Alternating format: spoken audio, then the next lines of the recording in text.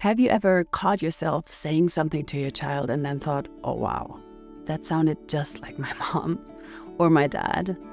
And then the question hits, is this who I want to be? Today we're talking about how to honor where we come from without repeating what hurt us or passing it on. Welcome back to the Dula Johanna podcast, where we reclaim our voice, our space, and our power. This is the last episode I'm recording from Tuscany, where I'm still on vacation with my family. The whole topic of legacy is still on my mind, and after focusing first on our kids and what we want for them, what we want them to remember about us, about their childhoods, then thinking about our own legacy, our own personal legacy, what we think we will remember on our deathbeds. This week, I want to think about the third generation that is on the mind of parents in midlife like us.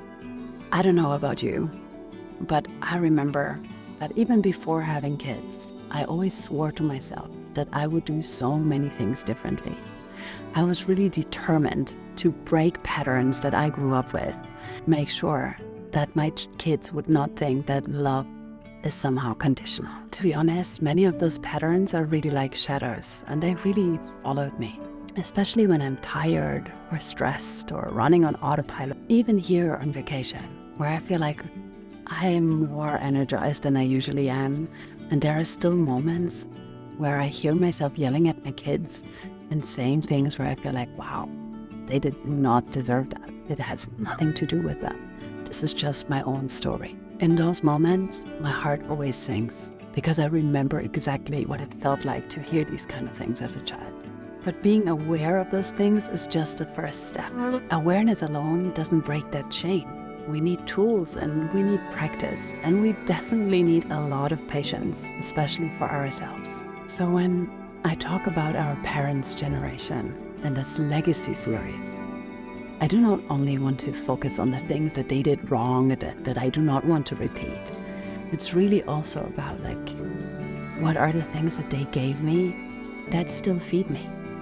What are the things that I admire about them and that I actually want to honor and that I want to pass on to my own children, or at least make them aware of it? When I think about legacy in terms of my parents, it's really walking this fine line, taking what was good and letting the rest go.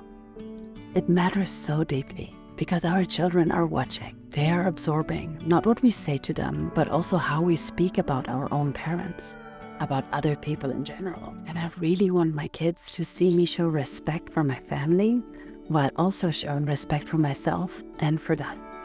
Most of us get stuck in one of two places. We either repeat what we know because it feels natural, even if it didn't feel good, or we swing to the opposite extreme, promising never to be like them, and then end up feeling lost because we don't really have a model.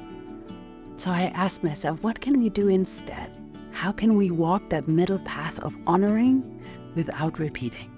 So I tried a really simple but powerful exercise. It's called the pattern audit. And the first step is to just name it. Write down one behavior or one phrase you notice yourself repeating from your parents that does not feel aligned with what you want to be. Just one. Step 2 would be understand it. Ask yourself, where did this come from? What was my parent trying to achieve when they did this? Was it control or maybe safety? Did it come from love? Maybe it was their own insecurity that they really just didn't know better. This helps us see the humanity behind the pattern, and that opens the door to compassion. And step 3 would be rewrite it. Now, create a new sentence or action that reflects your values. A really personal example for me would be how I get so triggered when my 2 older daughters fight. They are fighting a lot. And as I did not grow up with siblings my own age, I am often overwhelmed by this. I don't know what it means. Seriously, sometimes it scares me and I feel like, wow, I must have done everything wrong if they hate each other so much. I know this is not all that there is, but oh my God, the amount and the intensity of their fights drives me insane. And then I hear myself saying like really terrible things, especially to my oldest daughter, where I would be like, why are you always like this? You're the older one. You should give a good example. I really hate it when I say things like that. Like, she does not deserve that. Like, she has her own feelings. It's not easy to be the oldest sister. Her younger sisters are not little angels who do everything right, and she's the bad one.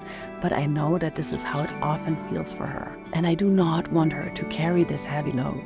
And even though I wasn't the oldest sister, but I remember my parents really giving me that feeling of, you're good when you're the sensible one.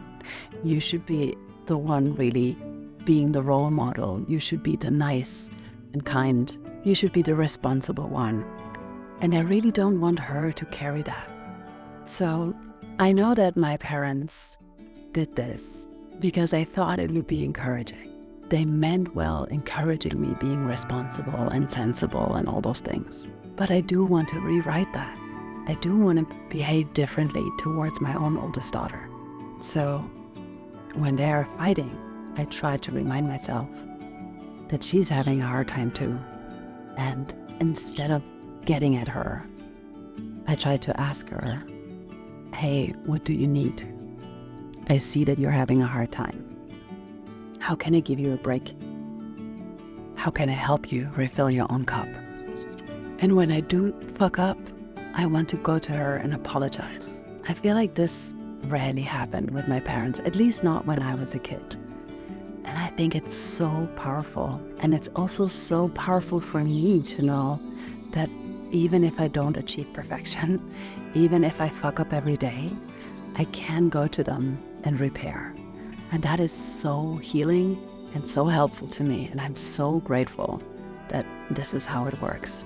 And I see that this is how it works because even now, when I'm in my 40s, when I have conversations with my father, for example, and he takes responsibility for certain things, or he tells me that he wishes he did things differently when I was little, it still means so much. It still feels like a big deal, and there is still a possibility for repair. And so the other thing is, when I think of legacy and my parents, is really that I want to make so much more time for all the good things about them. My mother is turning 80 soon. My dad is 75. I don't know how much time I have left with them. And even though our relationships weren't always easy, I know that I will miss them. And I know that they influenced my lives, for better and for worse, so much. And as much as I know that it means so much to me when they tell me things about my childhood, when they own up to mistakes and things like that, I also know that it will mean so much to them when I tell them about the good things. So this is really what I want to do more, that when I see them, that I don't just get lost in everyday little things and grandkids here and presents there and meals and stuff like that. I really want to make time to sit with them and really talk to them about good things. Tell them, like, this is something I remember about you that always made me laugh, or something about you that made me really feel loved. And maybe you cannot come up with 100 examples, but even if you only tell them 2 or 3, I think it will mean the world to them. So I would be really curious to hear what are little things that you remember about your own childhood that made you feel special. Little things that you are still grateful for today and that you would like to share with your parents this week.